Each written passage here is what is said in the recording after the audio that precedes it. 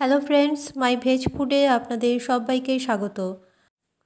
আজকে আলু আর পটল দিয়ে খুব দারুণ একটি রেসিপি আপনাদের সাথে শেয়ার করব। আর রেসিপি সবারই জানা। আসুন দেখা যাক আজকের রেসিপি। এখানে নিয়েছি সর্ষের তেল। সর্ষের তেল গরম করে লবণ আর হলুদ মাখিয়ে রাখা পটল দিয়ে দিচ্ছি। পটলের টুকরোগুলো খুব ভালো মতো লালচে করে ভেজে নিতে হবে। আর আজকের রেসিপি এতটাই সহজ আর সোজা যে এই রেসিপি একবার কেন বারবার বানাতে ইচ্ছা করবে। এখানে বলে রাখি, আমার চ্যানেলে সব রেসিপি সম্পূর্ণ নিরামিষ। আমার ফেসবুক পেজ মাই ভেজ ফুড আপনারা অবশ্যই ফলো করুন। আজকের রেসিপি যদি ভালো লেগে থাকে চ্যানেলটি সাবস্ক্রাইব করতে ভুলবেন না। একটা ঢাকা দিয়ে ঢেকে রাখলাম। ঢাকা সরিয়ে পটলগুলো লালচে করে ভেজে নিতে হবে। আর এর আগে আমি একবার ঢাকা সরিয়ে পটলগুলো উল্টে পাল্টে দিয়েছিলাম। দেখুন পটলগুলো কিন্তু সুন্দর লাল রং হয়েছে। আর এই অবস্থাতেই অন্য একটা পাত্রের মধ্যে তুলে রাখছি। এই তেলের মধ্যে দিয়ে দিচ্ছি একটা ছিঁড়ে নেওয়া তেজপাতা। আর এখানে কিন্তু ফোড়নের ব্যবহার করব না, তার পরিবর্তে দিয়েছি একটা ভাজা মশলা।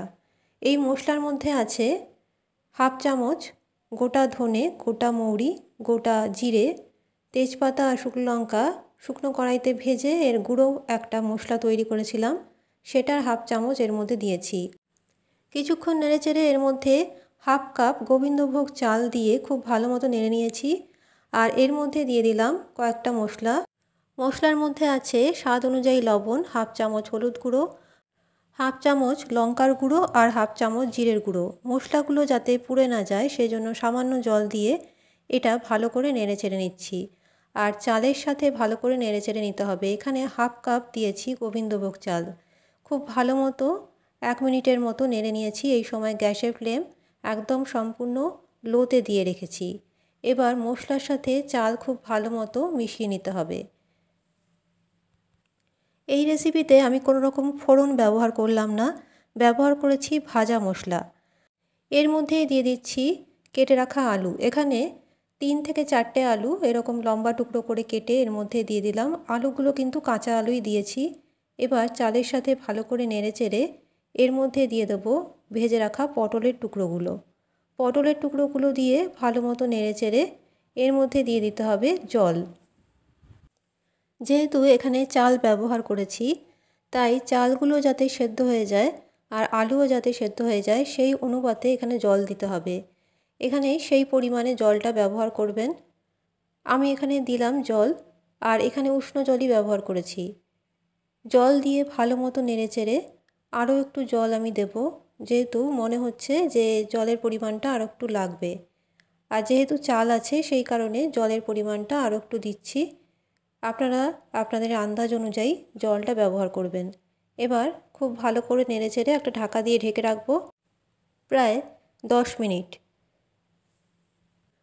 10 মিনিট হয়ে যাওয়ার পরে ঢাকাটা আমি সরাচ্ছি। দেখুন রেসিপি প্রায় তৈরি, তবে আলু কেটে দেখে নিচ্ছি যে সেদ্ধ হয়েছে কিনা। একটা আলু কেটে আমি দেখে নিচ্ছি। দেখুন আলু কিন্তু খুব ভালো মতো সেদ্ধ হয়ে গেছে। আরও একবার বলে রাখি, রেসিপিগুলো যদি পছন্দ হয় আর ভালো লাগে তাহলে চ্যানেলটি সাবস্ক্রাইব করে অবশ্যই আমার পাশে থাকবেন। আর এর মধ্যে দিয়ে দিচ্ছি স্বাদ অনুযায়ী চিনি।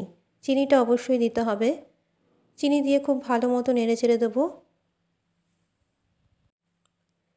চ্যানেলের সব রেসিপি কিন্তু সম্পূর্ণ নিরামিষ, তাই নিরামিষ খেতে পছন্দ হলে চ্যানেলটি অবশ্যই সাবস্ক্রাইব করে রাখুন।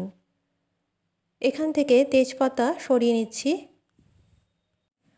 গোবিন্দভোগ চাল দিয়ে আলু পটলের এই রেসিপি সকলেরই জানা, তবে যারা জানেন না তারা অবশ্যই একবার তৈরি করে দেখুন। আর বিনা ফোড়নে তৈরি আজকের রেসিপি কেমন লাগলো কমেন্ট করে অবশ্যই জানাবেন। ভালো লাগলে লাইক করতে ভুলবেন না। রেসিপিটি শেয়ার অবশ্যই করবেন। এর মধ্যে দিয়ে দিচ্ছি গরম মশলা বাটা। এই গরম মশলার মধ্যে আছে 2টো লবঙ্গ, 2টো এলাচ আর 1 টুকরো দারচিনি। খুব ভালো করে বেটে নিয়েছি সামান্য জল দিয়ে।